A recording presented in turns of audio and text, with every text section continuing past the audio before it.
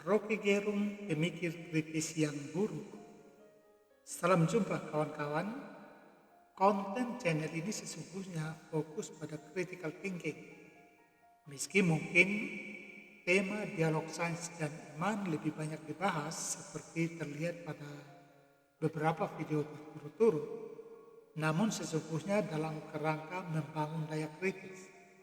Artinya dalam beriman pun kita perlu kritis, sehingga tidak beriman secara buta.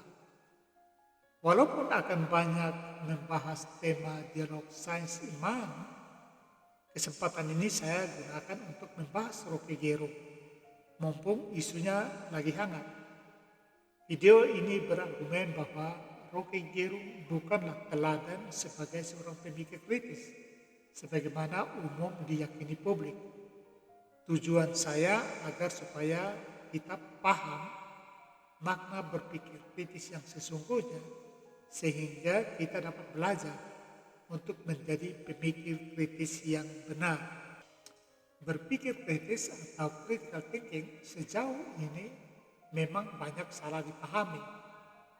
Ini berbahaya, apalagi di tengah munculnya tuntutan agar para pelajar dan mahasiswa dibekali kemampuan berpikir kritis.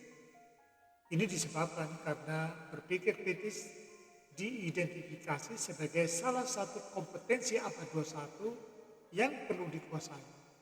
Seperti berulang kali dirilis dalam laporan World Economic Forum terkait the future of jobs. Karenanya, bila tidak menyadari kesalahpemahaman atas makna berpikir kritis, akan berpotensi menyesatkan. Lantaran mengajarkan sesuatu yang salah itu dapat menciptakan masalah serius di dunia pendidikan serta mewariskan keterampilan yang berbahaya kepada generasi masa depan. Determine how it is and why it is that both students and teachers often don't reason well. And so, in a way, it's dealing with the impediment to the process. And let me say that I think that right from the outset that it's a bigger impediment if teachers don't reason well than if students don't reason well, because as teachers we have significant control over the environment under which students are learning, but they have no control over who's teaching them.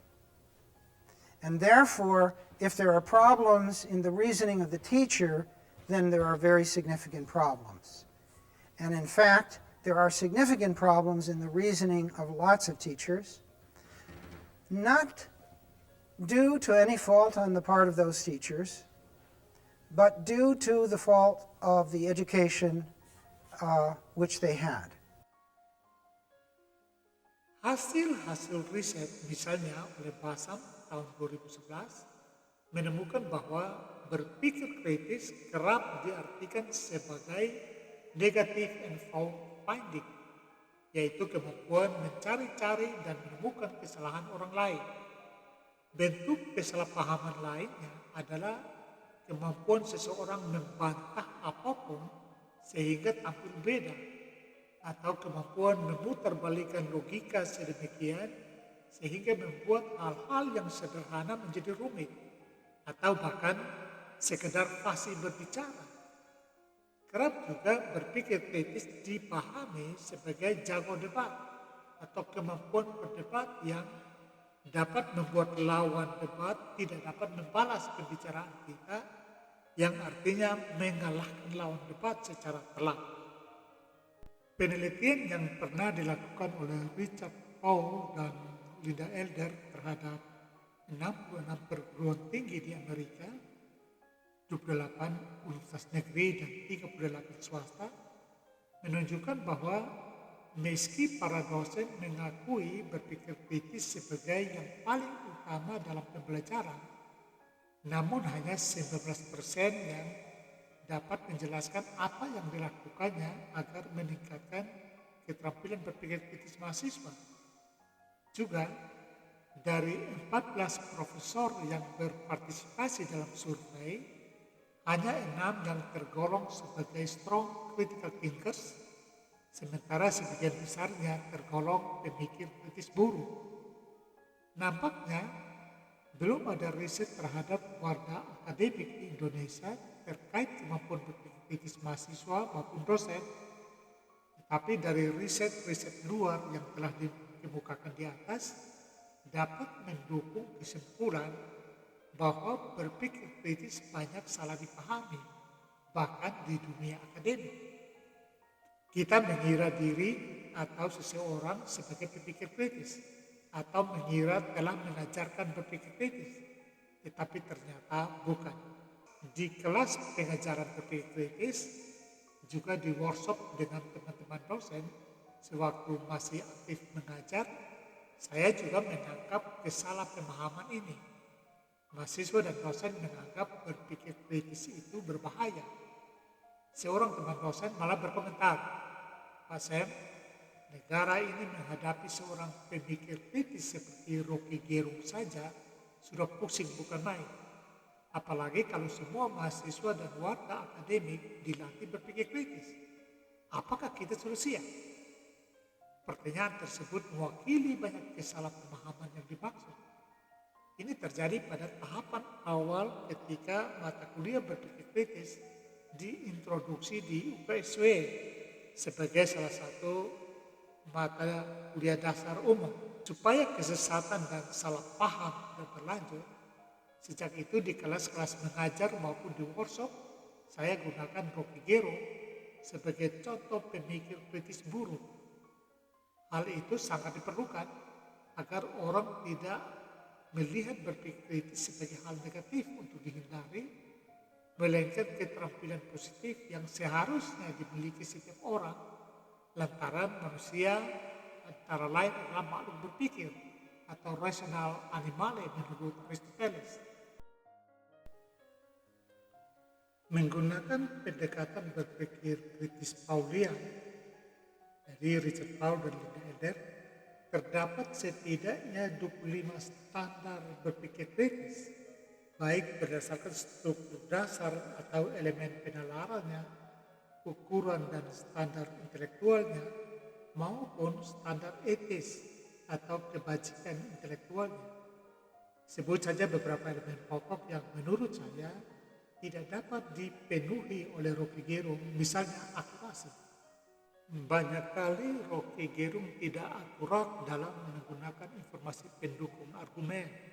Contoh, dalam video yang membawanya menghadapi kasus saat ini, dia menyebut IKN ditawarkan oleh Presiden Jokowi ke Cina yang diikuti pelabelan bernada menghina.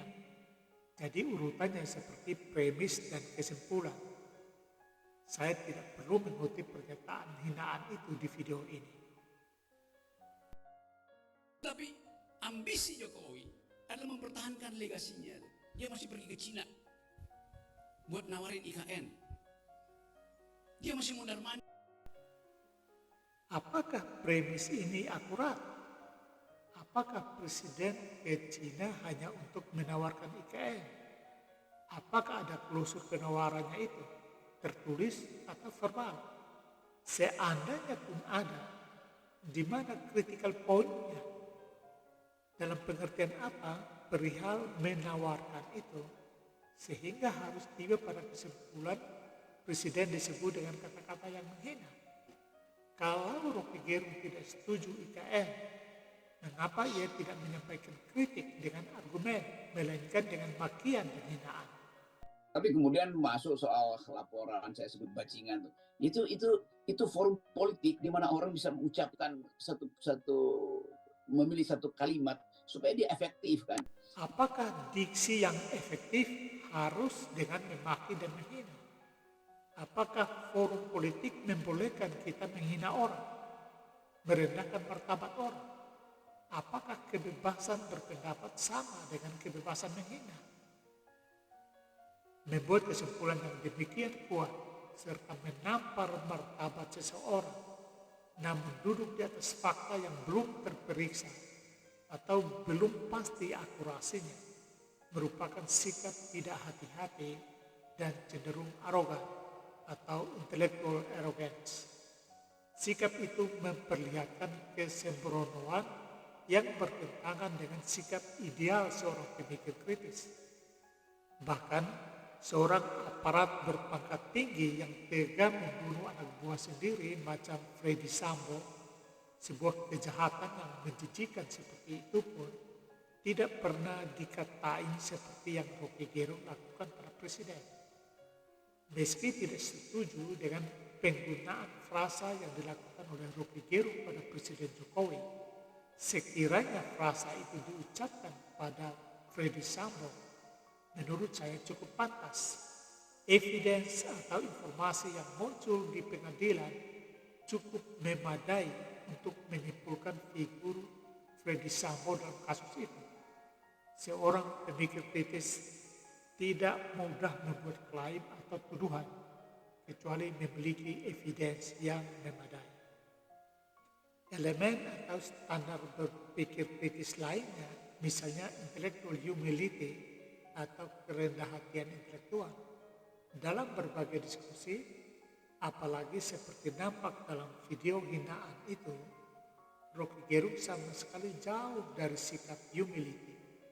Dalam banyak penampilan diskusi atau debat, seperti mudah ditemukan di YouTube atau media lainnya, Rocky Gerung selalu menyerang lawan debat atau subjek pembicaraan atau subjek debat dengan sebutan dungu atau sejenisnya. Standar lain seperti fair-mindedness dan intellectual empathy juga tampak tidak dapat dipenuhi Rocky Gerung. Rocky Gerung lebih terkesan memposisikan diri di atas semua mitra debatnya, sehingga memberi kesan tidak mampu mempertimbangkan perspektif orang lain, apalagi yang berbeda dengannya. Masih banyak contoh untuk menunjukkan bahwa Rocky Gerung adalah pemikir kritis yang buruk. Kesimpulan ini mungkin terkesan keras, namun seperti sudah saya jelaskan dengan banyak contoh di atas, Rocky Gerung memang tidak memenuhi banyak standar sebagai pemikir kritis. Anda mungkin berkomentar, lalu mengapa Rocky Gerung banyak dipuja-puji sebagai orang cerdas, kritis, akademisi, filsuf, dan sejenisnya. Bahkan, ia laris sebagai pembicara yang diundang kemana-mana. Ya, saya telah menjelaskan faktor kesalahpahaman di atas sebagai penyebab utama di mana dia dianggap sebagai pemikir kritis hebat.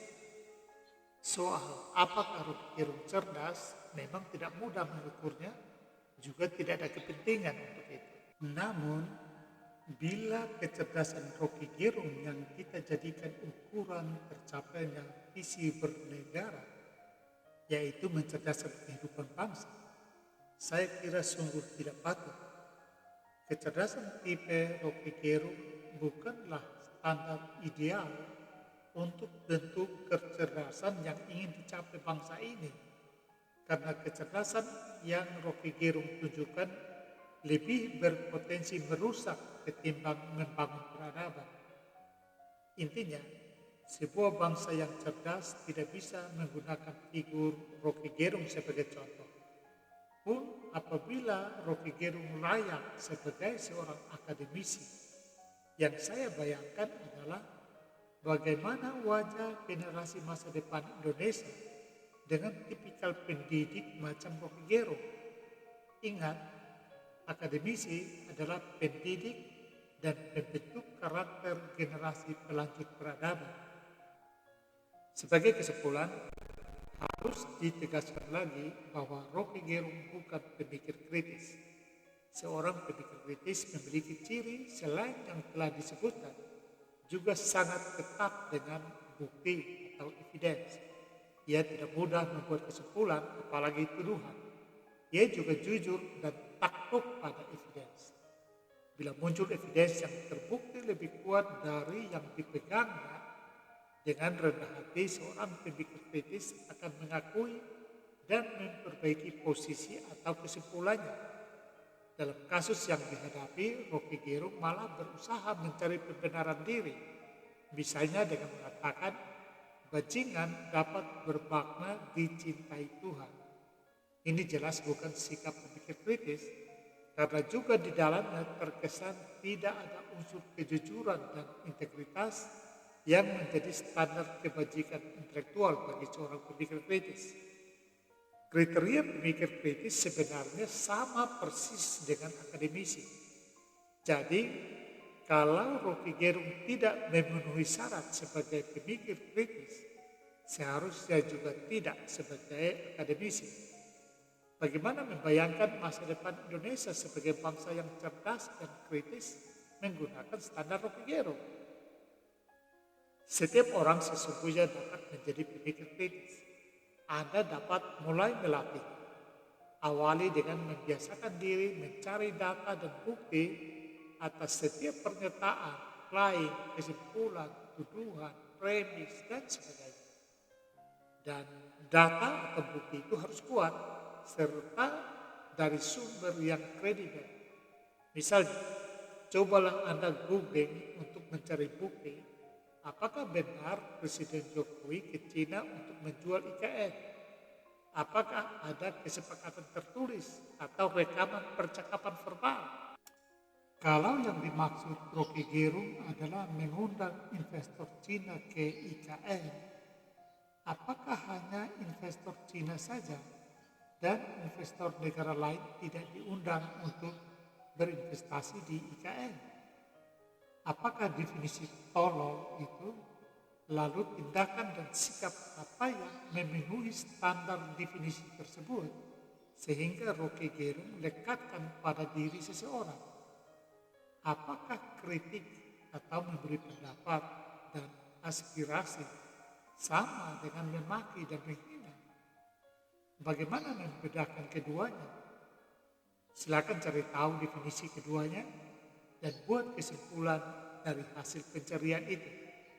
Begitulah cara berpikir kritis bekerja. Kita harus akui bahwa Rocky Gerung adalah pemikir yang tajam dengan wawasan yang luas. Ia juga pembicara yang fasih dengan kemampuan public speaking yang bagus. Namun, ia bukanlah pemikir kritis, bukan critical speaker. Juga secara substantif, bukanlah akademisi ideal. Marilah melatih diri dan jadilah pemikir kritis dengan standar yang benar, bukan standar yang ditunjukkan Rocky Gerung. Sekali lagi, Rocky Gerung adalah pemikir kritis buruk yang tidak layak diteladani.